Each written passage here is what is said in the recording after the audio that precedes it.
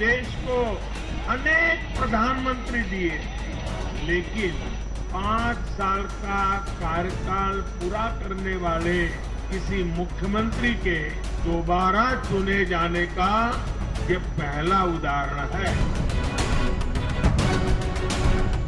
Bharatiya Janata party के राष्ट्रवाद, विकास और सुशासन के मॉडल को उत्तर प्रदेश की 25 करोड़ जनता का आशीर्वाद है।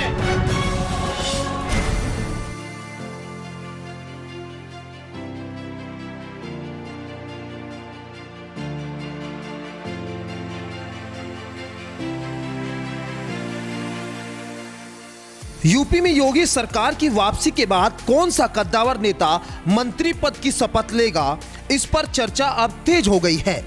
लेकिन योगी मंत्रिमंडल में 2 नाम ऐसे हैं जिनको लेकर कई तरह की कयास और अटकलें अभी से लगाई जाने लगी है, जिसमें गन्ना मंत्री रहे सुरेश राणा, जो मुख्यमंत्री योगी आदित्यनाथ के बेहद करीबी माने जाते हैं। इनके नाम पर मंत्रिमंडल में एक बार फिर शामिल होने पर संशय की स्थिति बनी हुई है, क्योंकि सुरेश राणा अपनी ही विधानसभा सीट पर चुनाव हार चुके हैं। हालांकि राजनीति में इस बात को लेकर चर्चा तेज है कि सुरेश राणा को विधान परिषद के जरिए सरकार में लाया जा सकता है।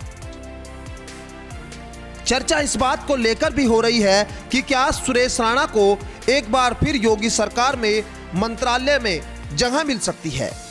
वहीं दूसरा नाम यूपी के डिप्टी सीएम रहे केशव प्रसाद मौर्य का भी इन दिनों चर्चाओं में है। यूपी चुनाव में बीजेपी ने भले ही जीत का परचम लहराया हो, लेकिन अब एक सवाल उठने लगा है कि योगी के पुराने साथियों का क्या होगा। क्या उन्हें योगी कैबिनेट में जगह मिलेगी?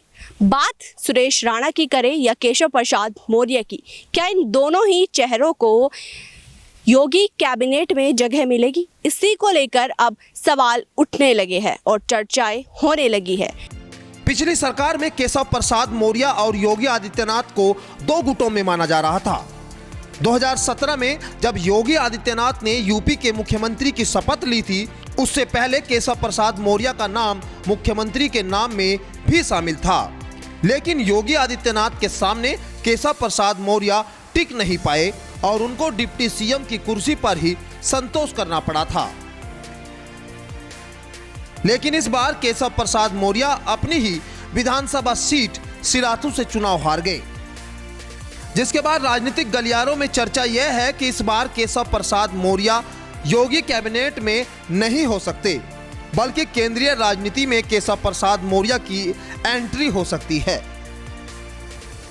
हालांकि यह सब अटकलें हैं, क्योंकि केशव प्रसाद मौर्य इतनी आसानी से यूपी को हाथ से नहीं जाने देना चाहते। भले ही केशव प्रसाद मौर्य अपनी ही सीट हार गए हो, लेकिन आज भी केशव प्रसाद मौर्य के खेमे के कई सारे विधायक हैं, जिनके बलबूते पर केशव प्रसाद मौर्य यूपी में अपनी जगह की मांग कर सकते हैं। ऐसे में ये देखना दिलचस्प होगा कि योगी कैबिनेट में इन दोनों चेहरों को क्या कोई जगह मिल पाती है, या फिर इस बार नए चेहरों के साथ योगी का मंत्रिमंडल सजाने की तैयारी चल रही है। Bureau report, news 80 desk.